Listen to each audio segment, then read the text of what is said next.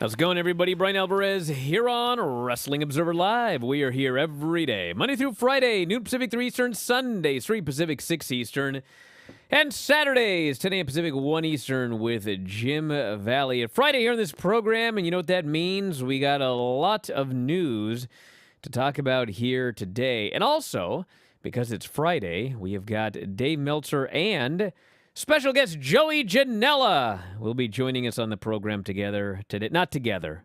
Unfortunately, not together. Sure, Joey would try to get Dave into a match. But regardless, we'll have Dave Meltzer on in the second segment of the show, Joey Janela in the final segment of the show. And we got a lot to talk about, both of them about, including the new edition of the Wrestling Observer newsletter, which is up on the front page at WrestlingObserver.com right now. So if you haven't checked it out, now's a good chance after this show to go do that. We'll talk about all of the news, some of it coming out of the new Observer newsletter, including a little bit of a clarification on Bret Hart, and we don't know what it means because, quite frankly, AEW does not know what it means.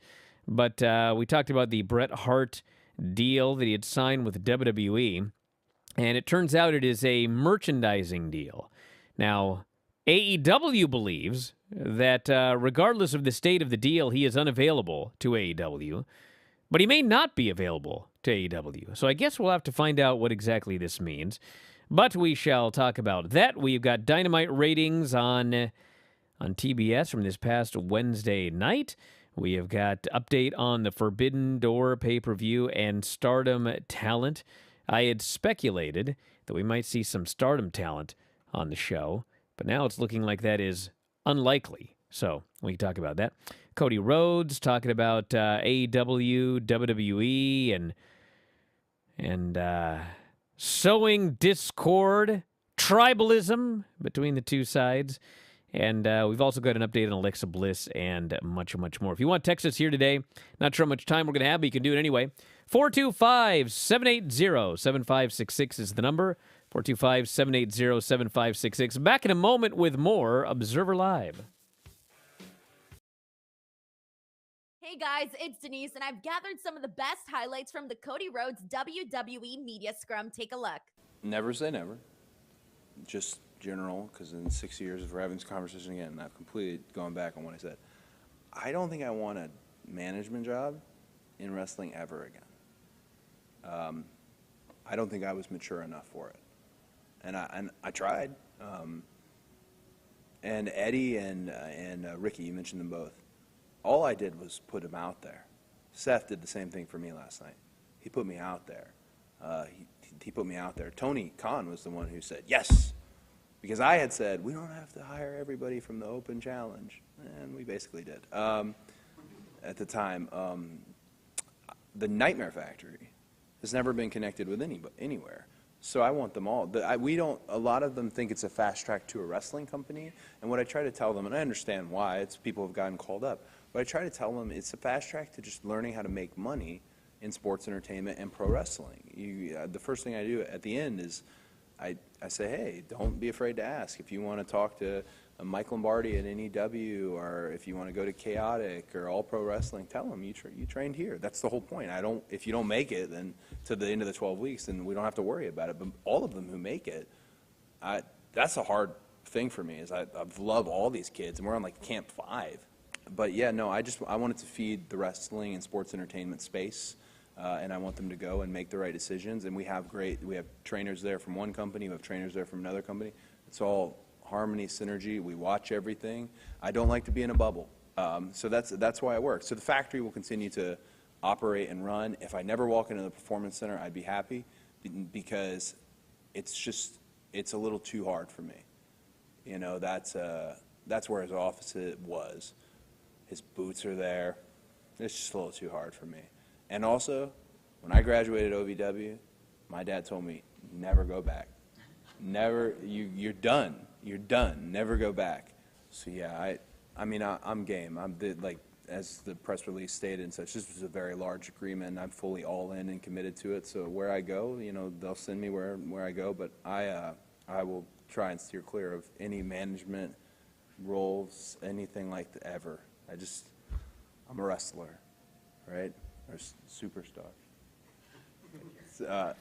And that's probably what's best for me. Thank you guys so much for watching. Enjoy the rest of Wrestling Observer Live.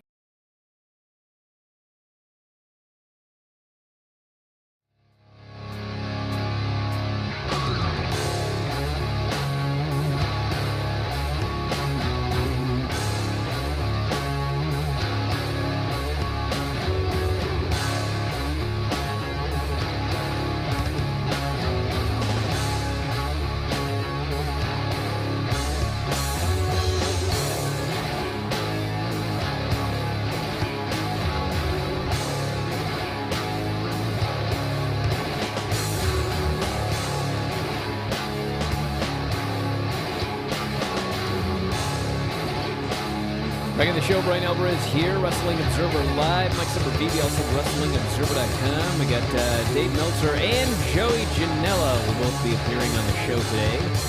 And I think Mike Sempervive eventually is going to be on the show as well. Oh, there he is. And you know what else you can do today, everybody? You know what else you can do? Well, Cameo's doing a special here today. And the first 15 people who request a cameo from me today is only $25. And they're almost all gone. With a free mental evaluation. They're almost all gone, so if you want to grab one, no match reviews. That's just be like a normal cameo. So if you want to grab one of the last couple, head up to Cameo right now, F4W Online, grab it while you can. I think there's 2 or 3 left right now. They look quick. To a lot of people overseas, I'm popular on the other side of the ocean. Much less popular. The only contract Bret Hart has with WWE at the moment is a merchandise. According to a report from our own Dave Meltzer, AEW is under the impression that Hart cannot appear for them based on an agreement they believe he has with WWE. Hart has since said his only deal with WWE is for merchandise. Wrestling Observer Newsletter. Bret Hart said his only deal with WWE is a merchandising deal and not any other deal. While AEW previously believed that Hart was not legally able to appear for them, it's now not clear if that is actually the case or not. AEW is under the impression he could not appear for them due to his deal with WWE. We don't have it clear whether Hart could legally appear on an AEW broadcast or not. Past AEW believed he was not legally available to them. As of last week, Hart had not been contacted by AEW about appearing at Double or Nothing or for the finals of the Owen Hart Foundation tournament. widow, Dr. Martha Hart, will be on for the show. So they were doing teases on television. I would say fairly strong teases for Bret Hart, and then those abruptly ended, and this is clearly why. And I guess we'll find out what that means. So Bret Hart may or may not be available to AEW with his new WWE lucrative merchandise. But he can still show up on the indie scene at any time with FTR, such as FTR is being managed by Mick Foley. As a AEW Dynamite, 921,000 viewers on TBS, down 1% from the previous week. Second lowest audience for the show in 2022. Fourth on cable, .33 rating. It's down 10.8% from last week. As always, I don't know if you guys are aware of this or not, the NBA playoffs dominated cable early game. How many teams? Are there like 485 teams or something like that? Because these playoffs just go and go and go and go and go. Early game, 2.7 million viewers and a .97 at 18:49. Late game, keep in mind Raw is usually like in the .4. The late game here, 4 million viewers and a 1.37. So over triple what the Raw was. And look, hockey is going to get much better ratings in the postseason, especially teams like New York are playing, at home, things like that. But it's going to be funny to start giving some of these ratings and the NHL numbers that are going to be talked about because AEW had to be moved around because of it. Compared to these NBA numbers, I mean, they're not even in the same stratosphere. I can feel fans already just burning up about that. Hey, whoever's doing the video today, can you turn the music off? The Twitch homies have music that's blaring. All right. Is that better, everybody? Big audio nightmare. Okay, now can you hear me? Can you hear me now? Hopefully not. All right, looks like we're good. No, we're not. Someone's getting the axe laid down today. Wait, is producer Rob sneaking in here? I was gonna say I didn't know Rob. I didn't know Rob was back. All right. You know what's so funny is all I do is get yelled at for looking at the chat during the show, and then I don't look at the chat like I'm requested, and the chat's been yelling at me here for 5 straight minutes, and all they hear is blaring music. You ever heard that old phrase? You can't win for losing. Which doesn't make any sense whatsoever. I don't even know why that was a famous saying. But it's true. You can't win for losing. All right. There are no plans. Does everybody feel bad for you now that you've nailed yourself up on that cross? No one ever feels bad for me. Never. My God. Never. There are no plans for Stardom talent to appear on the Forbidden Door pay-per-view, but the company does hope to work with AEW in the future. It was noted by our own Dave Meltzer in the Observer newsletter that while Stardom has its own pay-per-view on the same day as Forbidden Door, they would like to take part in future shows. There is nothing going on at all regarding the show and Stardom, which has a pay-per-view scheduled the same day. We know Stardom, which is owned by Bushiroad, would be interested in being part of future shows and working with AEW. Stardom would also be interested in booking AEW talent for the December 30th show at Sumo Hall, although neither side has talked as best as we can tell. So doesn't look like I knew there was a pay-per-view, but I figured that one match you could send over 2 or 3 people or even one person, and they could appear on Forbidden Door, get promotion for Stardom, but it's not looking like that's going to happen. So that's too bad. People closer to that scene really were bearish on any possibility of that happening. It was, just kind of hope against hope because they have such a big roster and such a deep roster that they would bring somebody over if that was possible. And it was kind of hope against hope, but not looking like that's going to be the case. But a door opening between AEW and Stardom would be so huge for AEW and those young women. Look at some of the names that have gone through Stardom that worked really well there, whether it be B. Priestley, Tony Storm, Nikki Cross, had great matches with Io Shirai, who was there, Kairi Sane. There's been just so many names that have gone through Stardom, and it has benefited seemingly most of the women that have gone over there to train and to try to get some shine onto their name. So that's only going to be a benefit for AEW. Well, I got a note here from Jared, who's the video producer today. He says, sorry, I've been using a new piece of equipment. So, we upgrade every now and then. What, a brick? And when you upgrade, sometimes stuff like this happens, everybody. That's nice. We replaced the tin can at the other end of the string. That's fantastic. Get out of here, you idiot. I'm trying to make things better here for everybody, not worse. We got a silk line. That's our version of fiber optics. It's called new equipment to improve the quality of this program. We had one faux pas, bruh. Cody Rhodes. Yeah, and you know what? If I had one, you'd never let me live it down. So you heckled me at the beginning of this thing for resetting this sorry-ass box. Well, Come on. The reason I didn't heckle you, but I did find it entertaining. You pointed it out. Well, I found it entertaining that, like, you just automatically assumed you needed to reset the box. You didn't even ask me, like, what's going on here. I could have told you I'm resetting it on this end. Just chill out for a second. For God's sakes. Trying to help This is from the everybody. guy who didn't... What did we start, 20 minutes late yesterday? Cody Rhodes says he is partly to blame for the divide between AEW and WWE fans. You're the Cody Rhodes of this show. He was on Corey Graves' podcast, and he says, I feel that fan base, that divide that exists among all of the different bubbles, I like to call them.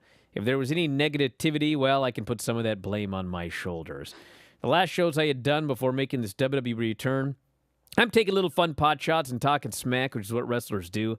I think sometimes the fans attach themselves to those statements and forget that we are in the realm of entertainment. But I added to the tribalism myself, so I can't necessarily get mad at it when I see it.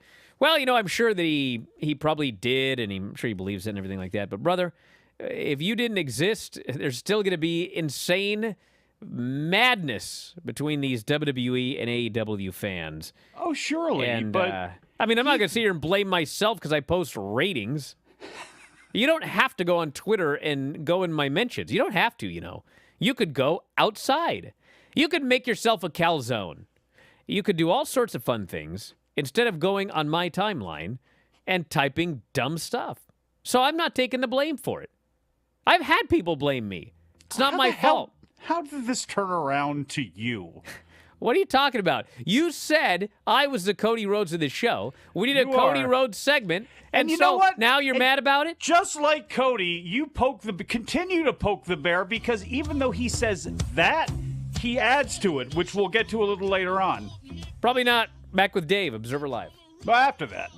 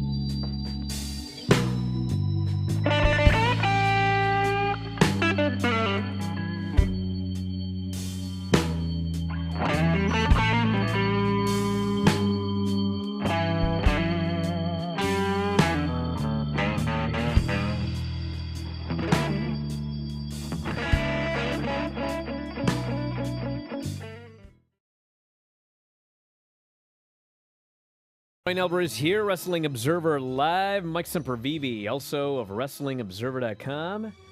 And I think Dave is here via phone. Is that right, Dave? I'm here by phone, yes. All right. Was that not connecting? I had tried to connect, and it said it was connected. Oh, that's weird. Well, we've had one of those days. All right. Well, let's talk about the new edition of the Wrestling Observer newsletter right here. And obviously one of the big stories that, we talked about this Wednesday, and what a reaction we got from people. This story of Warner and, dropping some scripted programming. What does this mean for AEW? What does it not mean? And the answer is we don't know. But conceivably, this could be bad news. It can go 12 different ways. Yes.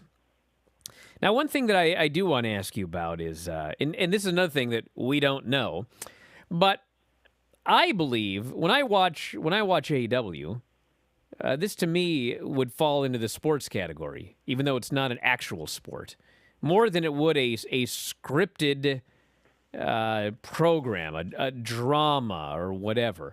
It's closer to sport than scripted drama. Yes, and it's going to largely depend on what the people that are making these decisions, how they want to qualify. Because, of course, as we're well aware, when WWE needs to be sport, they push themselves as sport. And when they need themselves to be entertainment, they push themselves as entertainment. I would say that at this point, AEW needs to push themselves as sport. Well, they have, and it's wavered kind of back and forth. Like, it's weird because on TNT it was considered sport, and on TBS it was considered entertainment, and that's the same exact show, Dynamite, and I could not give you an answer as to why. So is Dynamite considered entertainment and Rampage is considered sport at this moment, since one of them is on TNT? That varies. There's no exact thing. It varies. I mean, in theory, they're all sports, but there was a distinction changed between TNT and TBS. I don't know why. Dave, when it comes to HBO Max, it's going to be merged with Discovery Plus, and that obviously means a lot more hours that are packed onto Max and a lot more windows for people to look at when it pops up there. Just obviously, it's way too early in the game, and AEW doesn't even have a fixed streaming service, but do you think something like that would be a benefit for AEW to latch onto, or is it better to maybe try to start something on their own so they just don't go in there and get lost in the mix? It all depends on the economic deal. If they get an economic deal that they feel would make them more money or even the same money, I would go on HBO Max, because the more roots you have with the company, the more they need to keep you. You know what I mean? It's like the one good thing that they have is they're doing their pay-per-views through Bleacher Report, which is part of the company, and it makes Bleacher Report a lot of money every quarter. It's not a small amount of money at all. And so, all of those things are very beneficial to AEW when somebody else is looking over and trying to decide, like, okay, what's worth happening? And it's like, this is more than a TV show to us. It's a streaming property that's popular. If it becomes a streaming property that's popular, and it's a pay-per-view thing for us in a field of pay-per-view where there isn't a lot left. So all of that stuff would be beneficial. But of course, nobody really knows what's going to happen next, except for even the people I think in charge don't know, because I don't think they've sat down and looked over everything in that detail to decide what they're going to do. There's been talk for a long time now, because every time there's a new WWE deal and you look at Raw's numbers as compared to 2 years, 5 years, there's always the people to go, oh, they'll never get a big increase, and they always get a big increase. Well, look at the NHL. Well, yes, but my point is this. So there has been a big change in the last couple of days, actually, as it pertains to the perception of streaming. Netflix has crashed, and CNN Plus has gotten axed.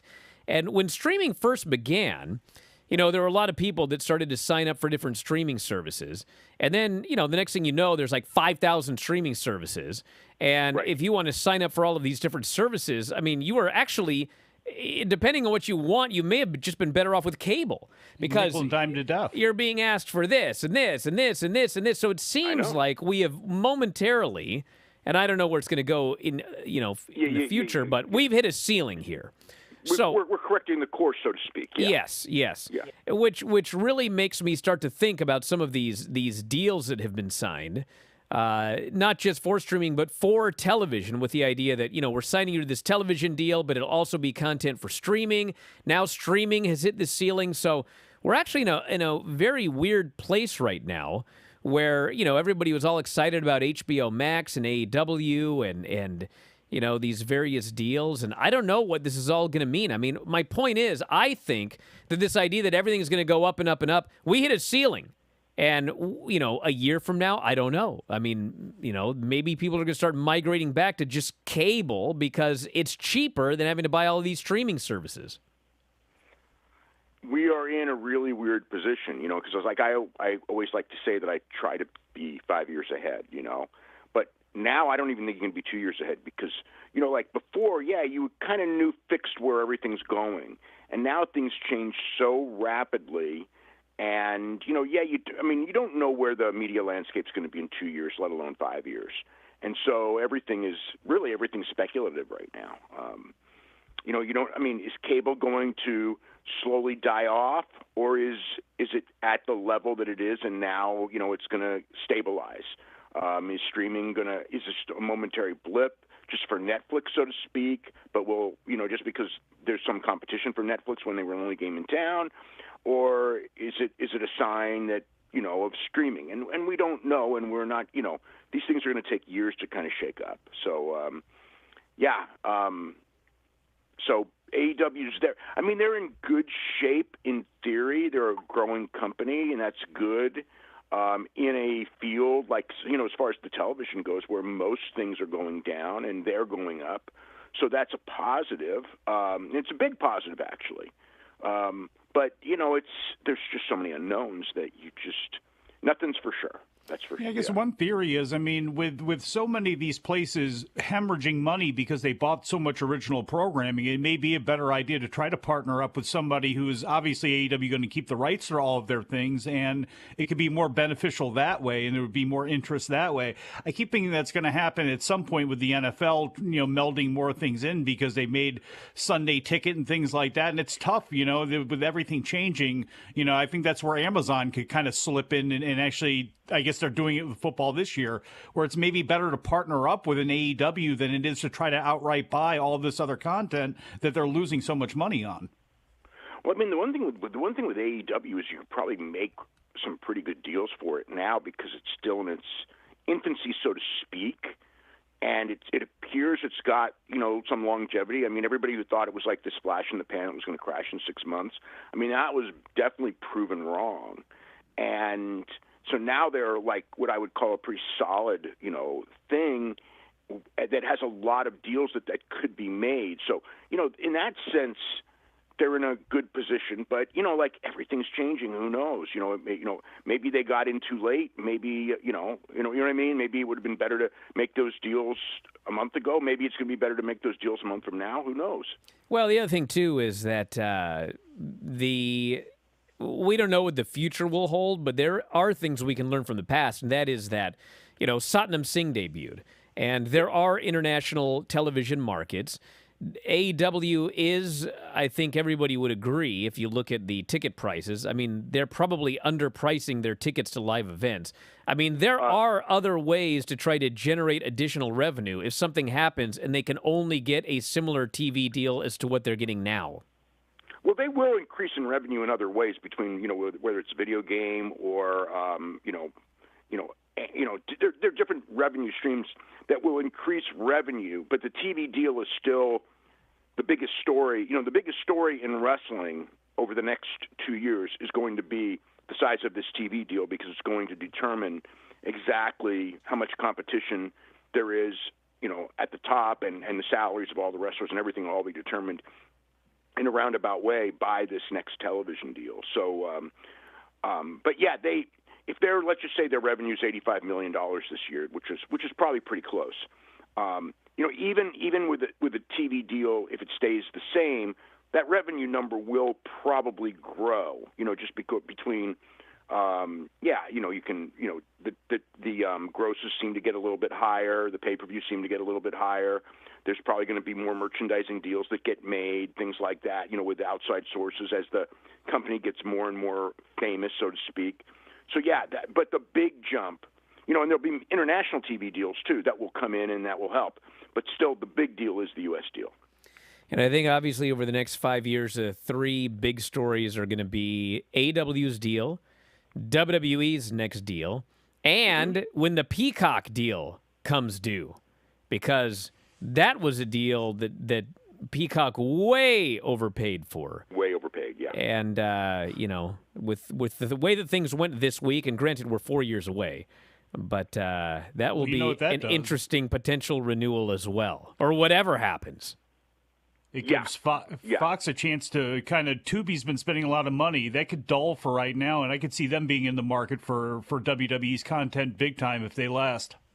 So all of this...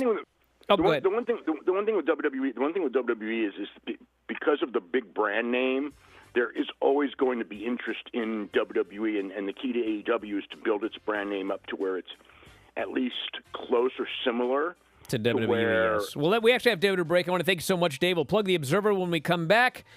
Back in a moment, everybody. Observer Live.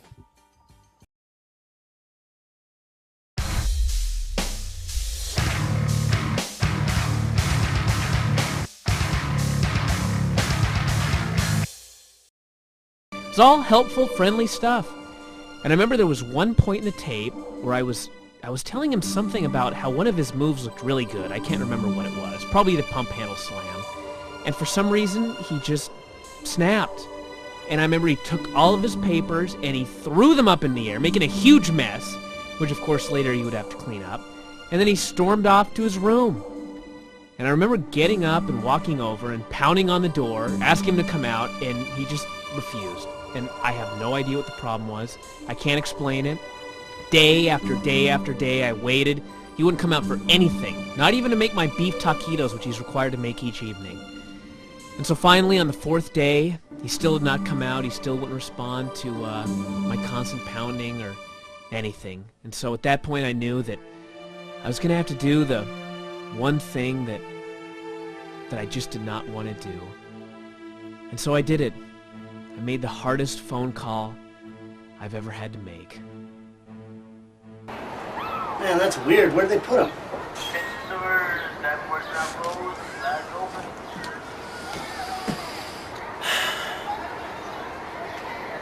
You better come with me.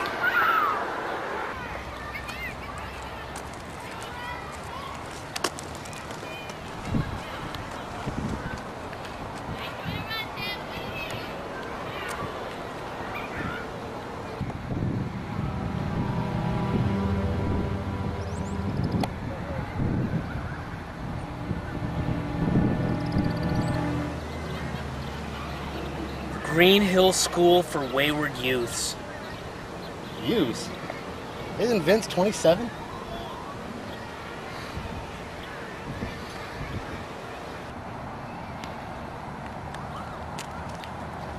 The doctors don't know how long it could be. It could be weeks, months, years. Poor shoulders.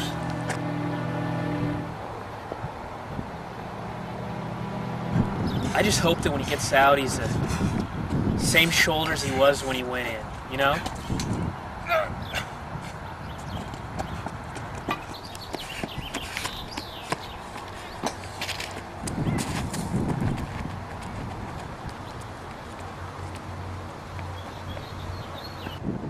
That guy running!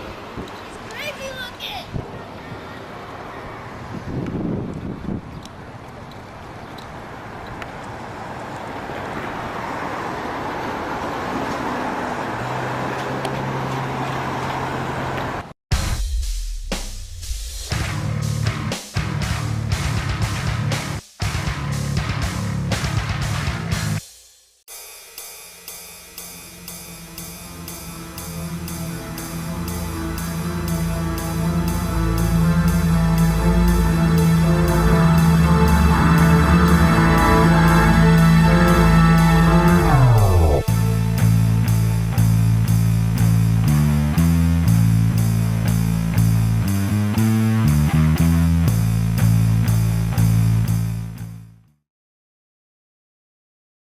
show. Bryan Alvarez here, Wrestling Observer Live. Mike Sempervive, also of WrestlingObserver.com.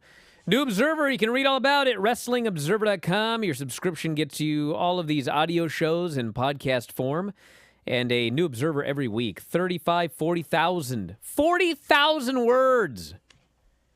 Bro, if you read The Old Man and the Sea, I'm not sure that's 40,000 words. Every week there's a New Observer with all of the latest news. When you wake up Friday, there's all this wrestling news online. It's all from The Observer. May as well just read The Observer. So that's up there for subscribers. You can also grab a print copy. P.O. Box 1228, Campbell, California, 95009. Send him some cash. He'll send you some issues. P.O. Box 1228, Campbell, California, 95009. I don't know why I remember some things and not others. Like, I can't remember Sophia Cromwell's name, even though I just did. But I remember that damn address for The Observer. Well, it's been a part of your life for how long? They'll dig me up to reanimate me 1,000 years from now. And the first thing I'll say is, P.O. Box 1228, Campbell, California, 95009. I don't think the phone number's changed either. No. In fact, it hasn't changed. Actually, it's changed a little bit. It hasn't changed in probably 25 years, but it has. He used to have another number. He used to have a 900 number. I was on it. Making that cheddar. That you had to give all back when your line died out. By the way, speaking of streaming services, Pluto TV tomorrow night, Defy Wrestling. I like Pluto. I will be there. The show is going to stream free on Pluto tomorrow.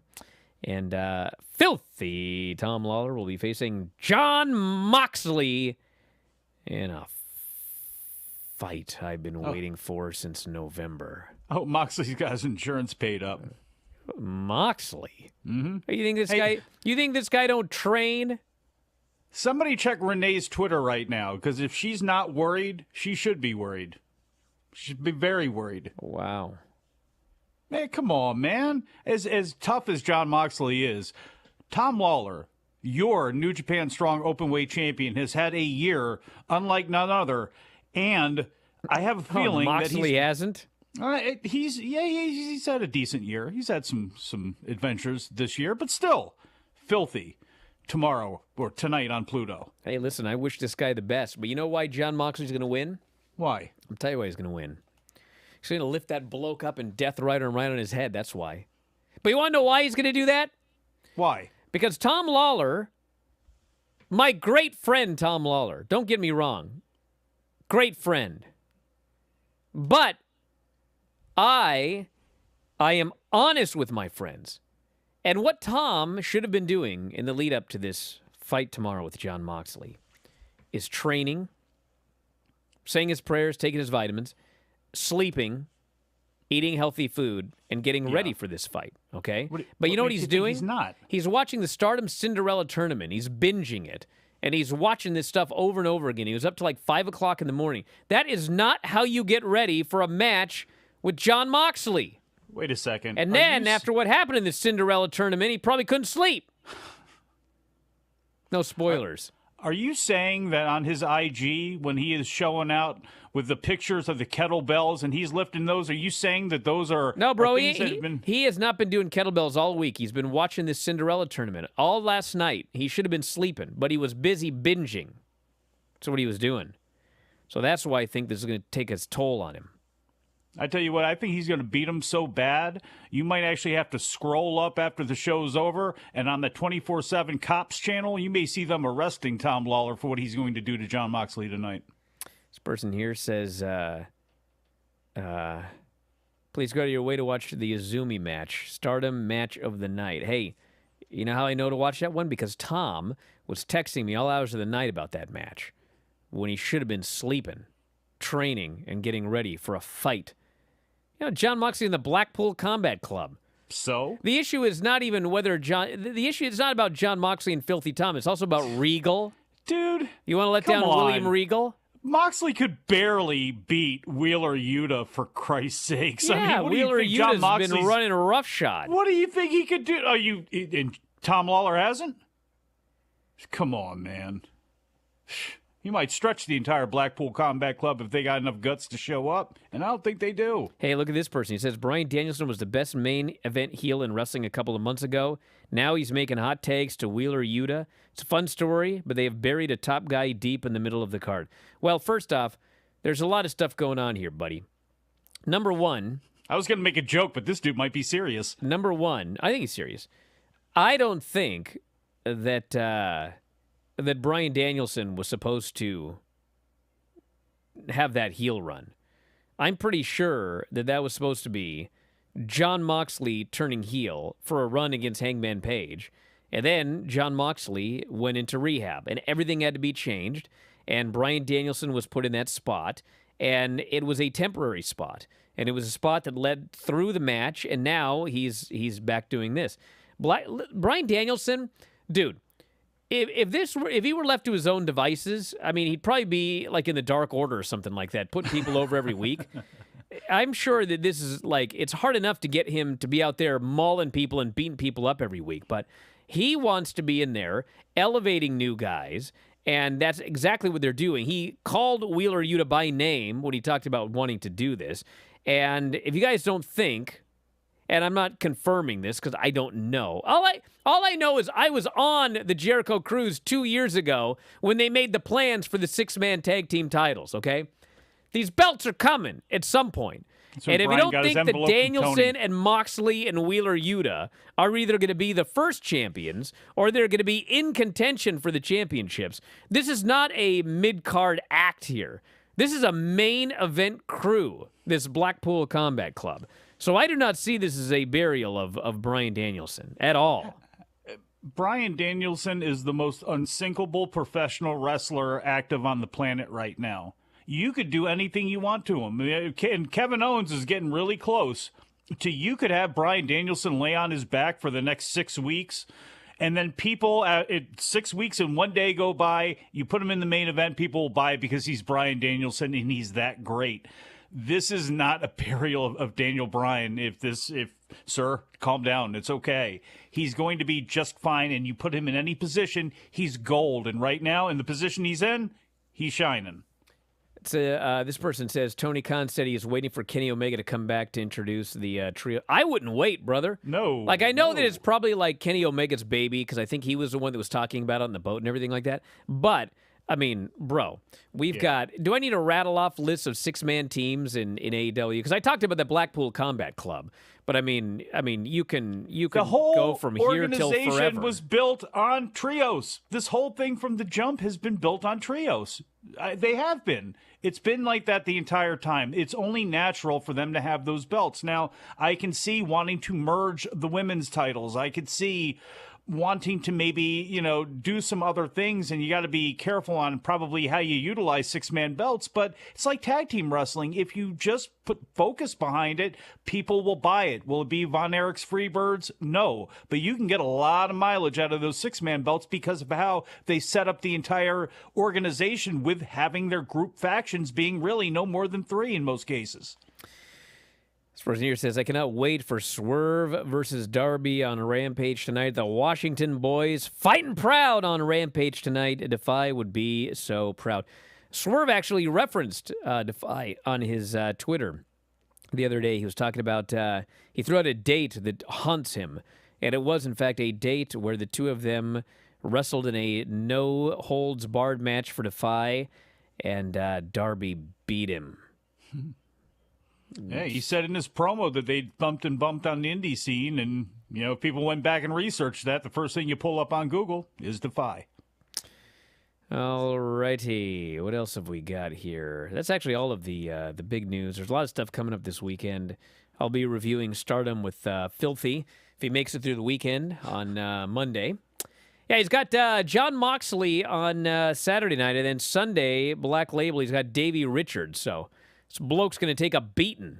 Well, Now he's going to show up Monday, take a beating on his show. Are you kidding me? This is even better. After you see Tom getting arrested on cops for slaughtering John Moxley, then he gets out of jail and he goes and he beats Davey Richards. And because Davey's an EMT, that ambulance that pulls up, when Tom throws his ass in the back, he can work on himself on the way to the hospital. So watch that on Black Label Pro coming up. I'm just glad that Davey Richards is an EMT so he can put Filthy back together after that match on Sunday. Yeah, right. He's going to be taking his own foot out of his rear end for what Tom stretches him and does to that man. Are you kidding me? Jeez. And by the way, here's something that you know how far back me and Davey Richards go? Way farther back than Tom and I. See, and that's what does that mean? What does that mean, Brian? Back when he drove down with us to Tito Carrione's school and we called him Wayne Kerr. Wanker? Horrible. I was a horrible person. You're a horrible person now. I've learned my You lesson. are the Cody Rhodes of this show. And let me just throw this at you because I can have a feeling that this soundbite and this line, looking at it, reading this on the front page of the Wrestling Observer here, he goes on in this interview to say, it was unique to see people burning my old AEW shirts, which was a trend for a few days there on social. It felt kind of like you were leaving a sports team, like I left this city to go to this city. It didn't break my heart, but I do remember that I thought it was odd because the place doesn't exist without me. Now, time out there for a second because he goes on. That is going to be the thing that gets taken out of this and out of context and gets shot to everybody as, see, he's still taking pot shots, he's still poking, he still knows exactly what he's doing to fire people up and add to the tribalism that takes place. Now, he also goes on to say, there's other people that needed to be there for it to exist, for sure, but I'm one of the people that the place exists because of. AEW exists partially because of me, and that's not a lie, but there will also be people that say, Cody was the man on the tails of the Young Bucks and Kenny Omega and the New Japan success and all of those things, and they probably would not have needed Cody Rhodes if you put another name in place of his. Whether that's true or not, I won't say, and I won't even try to guess on, but I have a feeling that that's going to be a thing this weekend. I just realized SmackDown's tonight. It is. What's on the show? Stuff. I wonder if that Hopefully guy that for their sake, emailed me Roman. during the show yesterday is going to be really mad that I don't remember everything that's on SmackDown tonight because it was handed to me on a silver platter. All right, let's see what the WWE.com says. You ever notice when you type in things, like sometimes things don't come up? You can get all verklempt and stuff. All right, WWE.com, SmackDown. Sure. That's right, it's a taped show.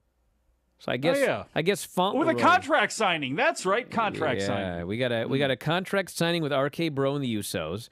We got Charlotte and Ronda in a beat the clock I quit challenge. Who can make their opponent say I quit fastest? Which spoiler, they do it the exact opposite way that I would have done it. So anyway, Sami Zayn and Drew McIntyre in a cage match. And Ricochet puts the Intercontinental title on the line against Shankly. Coming up tonight on SmackDown.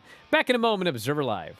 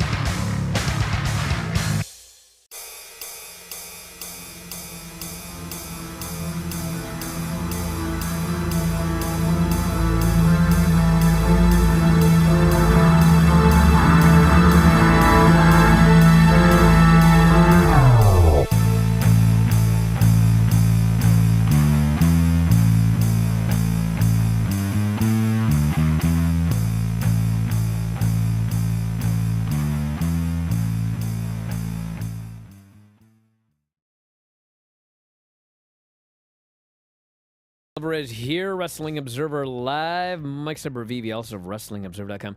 Somebody in the chat had a fabulous idea during the break. Oh, yeah? Yeah. Shankly should be Wes Lee's brother. You're not going to do it to me with that one. You got to get better. Come on, that's a great idea. It's, You know those stupid WWE movies that they made, WWE films? That'd be the best buddy film. Old Shankly and Wes Lee out there fighting crime or something. He'd be Shank then, I guess. And that would be his weapon of choice. Shank Lee. I got it. And Wes Lee. So how do you do the script? Because, hey, listen, if you've watched NXT 2.0, this Wes Lee needs something. Well, because right now he's just wandering on a beach, cutting promos about something he's not allowed to talk about. You know, that's what it is. He needs to be wandering on the beach, and Shankly, who got the name Shank by being in jail, like that's his name, and then he trips over him on the beach. They get together. Somebody thinks they robbed something or did something wrong. The cops are going after him, and that's how this buddy adventure begins with Wes and Shank Lee. I can't believe that nobody seems to like my idea. All right. This person here says, Sean Ross Sapp said NXT releases incoming. I don't like to be that guy because it was wrong. But I did hear 2 weeks ago on Friday, NXT releases were coming, and then none did. So I guess we'll see what happens. Maybe it got delayed 2 weeks. Hopefully it's not. Anyway, we're going to wrap it up. We've got a lot to get into this weekend, everybody. Don't forget to check out Defy tomorrow. If you're in the area, I'll be there. Stop by and say hi. Get back Throw eggs? No. But get a cameo at 4W Online. Are you doing live cameos with people? I should do a cameo from in the charge ring. Charge them $50 to stand next to you with the phone? Do it. I should do a cameo while Tom's getting his... Anyway, we're out of here. We'll talk to you next time. Wrestling Observer Live.